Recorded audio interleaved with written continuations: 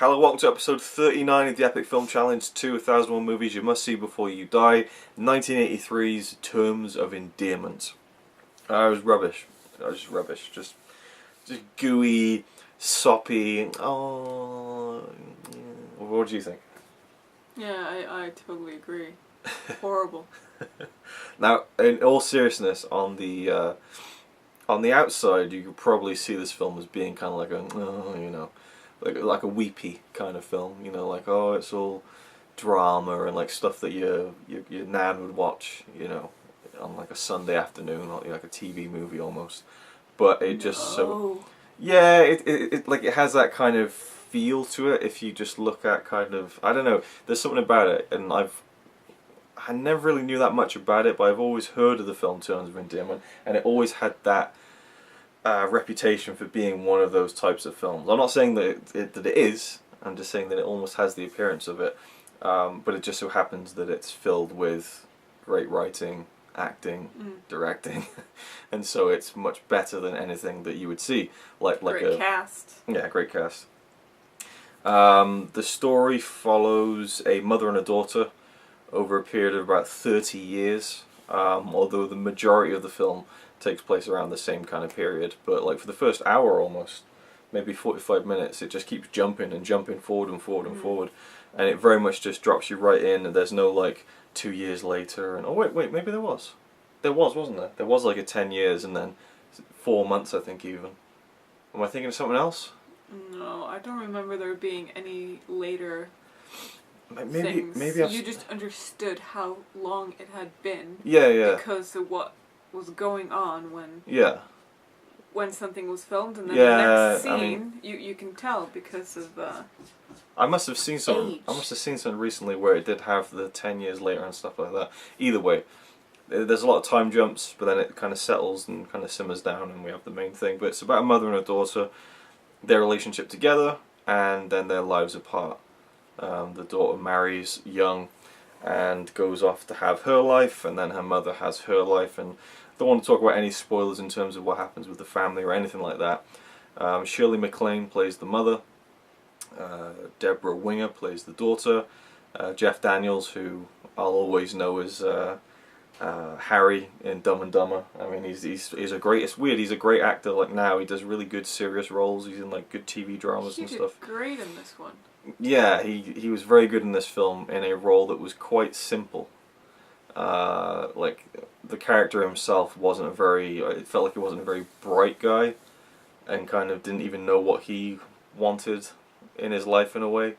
And but he played that part really well. It can't be hard. No, it can't be easy to play someone like that. Someone, I mean, he's likable, but he's not likable. Yeah. And he's like, I don't even know. I didn't like him. Yeah, no, but like, he played the husband. The husband of Debra Winger's character, Emma, was it? Emma. Yeah, and she marries him young, and they go off and have their family and stuff. And both of them even are kind of like the young kids who got married and didn't quite know what they wanted out of life, almost as if they just kind of did it to escape, being stuck almost. And so yeah, like you say, probably hard to play. And then Shirley MacLaine is dealing with a lot of stuff. She's I thought the character was amazing. Oh, yeah. Like she's so like uptight and a bit of a bitch, but like you can tell that she's not trying to be, like she's complicated. It's just the way she is. It's the way she is, and she tries She's still a good person. Yeah, and she tries to break out of it, and she tries to find something, and it's very much like a midlife crisis film, and then a younger life crisis film in a way. Other great supporting parts from Jack Nicholson, who I think you said while we were watching it, he plays like sleazy perfectly or something like that. Yeah, he plays disgusting so well. That's it, disgusting. Like he could be Hannibal Lecter for me, because there's something about him when he wants to be disgusting. He is with capital letters. Like I can barely look at him, but I can't look away. But he's just so horrible to look at when he does that face, and he does things with his mouth as well, like his tongue and stuff. It is like he's a Joker. You describe it. The way you're describing it seems like more over the top than it actually is. But I understand what you mean, because his character is kind of a ladies' man, a bit of a Lothario. Just he lives next door to Shirley MacLaine's character, and she always sees him bringing in younger girls and stuff, and he's just a lech, basically. Is this before or after The Shining? After The Shining. Yeah. But before or after Batman? Before Batman, yeah. Okay. And he was great, actually. Like, I loved his character and how, like, again, at the beginning, or when you first see him in the film, you're like, oh, so he's that character, he's that guy. And his character changed a bit, but not like a complete... I don't know, it just felt like I liked where his character went and where he ended up. And it wasn't like a complete... It didn't do a complete 180 on him, he still kind of had the same... It didn't feel like a cliche. Yeah, it didn't feel like right. Let's turn him into not a creep, and he sees the error of his ways. It doesn't really quite happen that way, but at the same time, there's a middle ground reached maybe. And John Lithgow has a small part. I love John Lithgow, one of my favourite actors, and he did alright in this film. He did pretty good, but his character was kind of small, and I think his part in the film is more just to service another character. And he was kind of just what's the word? A conduit for that part of the plot. He was alright, but he wasn't. I feel like anyone could have played that part. Yeah. He should have done something else. Yeah, it was a part that he was better than, I think. Like, he's a better actor than that. I'm not saying that, like, you know, it was good that he was in it. I feel like he is too good to be that part of the movie in a way. I was disappointed that was the part he had. Yeah. Because I expected, like, oh, he's in it. Well, he's got to have, like, a big part. Yeah. And then it was the part he had, and I was like, well, this has got to go somewhere then. Yeah. And then it didn't. It did go somewhere, but it just didn't go further. It didn't. No. It wasn't. And maybe that was a good thing, but... Oh, yeah, definitely, I felt that I was disappointed with... Just because it was him. Once I understood what part he had, I was like, oh, really? Yeah. Because I didn't feel like it fit. Well, no, I did. I liked it. I liked it. Again, it was part of the plot that was... fit more in Jack Nicholson's part. What do you mean? With the age, I don't know. Well, I don't know. I found it a little off, in a way.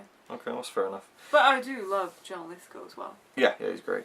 And what else can we really say about it without spoiling it? I mean, I love films that kind of, if they're good, I love films that tell a story over like a long period of time.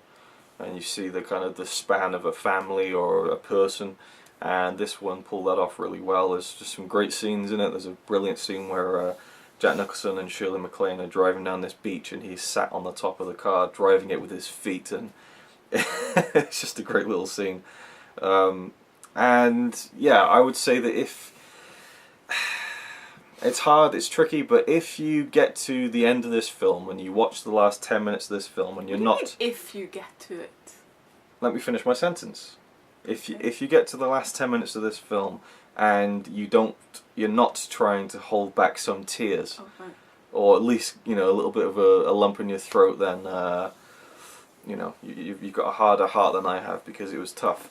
But at the same time, I will say, towards the end, I did feel a little bit like the film was going, cry, cry, cry, go on, cry. You know you want to. Like, it almost felt there was a little bit piled on, but it did fit, you know. But I just thought, like, at one point I was like, Jesus Christ, they really want me to, because there's some sad stuff that goes on, which I'm not even going to spoil. Let's not go into that for now anyway. But I think it had a good build up to it, and it would have been stupid of them not to put the parts in that made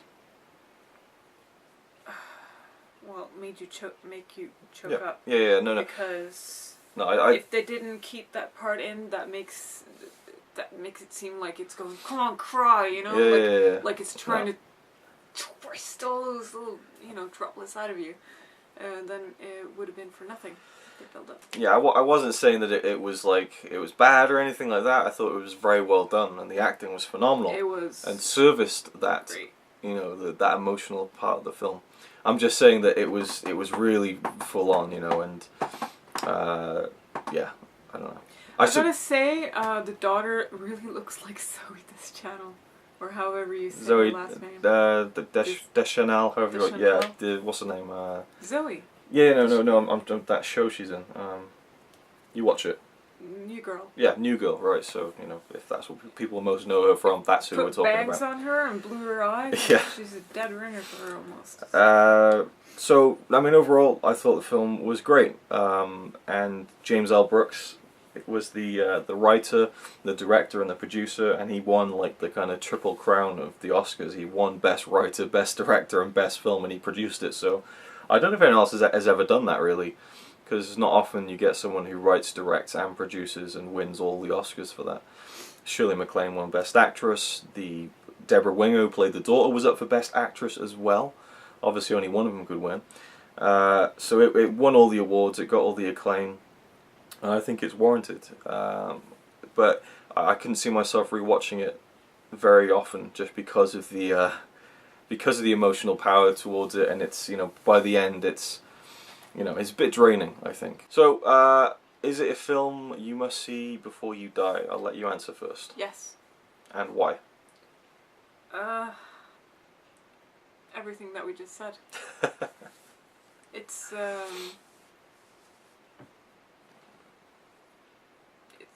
just great. I don't even.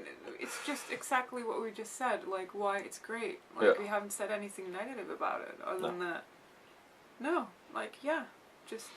Yeah, great acting, great little story, you know, performances, and nice little twists and turns without being... It's a journey. It's because it's a journey in a way. Once I was done watching it, I felt like I'd watched it for 2 years almost, or like a TV show that's been going on for 10 seasons, and you get to see kids growing up and stuff like that. It's just...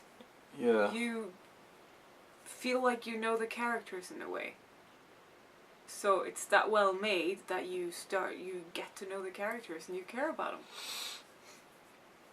Yeah, is it a film you must see before you die? For me, it is a yes also. And that's a good point you mentioned, because the film's only like 2 hours and 10 minutes long. It's not like a really long film, but it felt a lot longer than that. It almost felt like not in a bad way. No, not in a bad way. It felt like a 3-hour film maybe. Which is interesting because the pace is weird, because it starts and then it jumps, and then it jumps, and then it jumps, and it's going ahead and going ahead and going ahead, and then it just, you're there for a while. And it's just weird because the pacing of the time periods of the film was kind of like but yeah, it felt long without feeling like a drag, I suppose.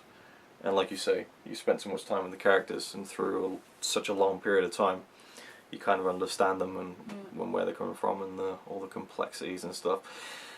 And I just want to do a little bit of spoiler talk for anyone who has seen the film. Just a tiny bit. Spoilers.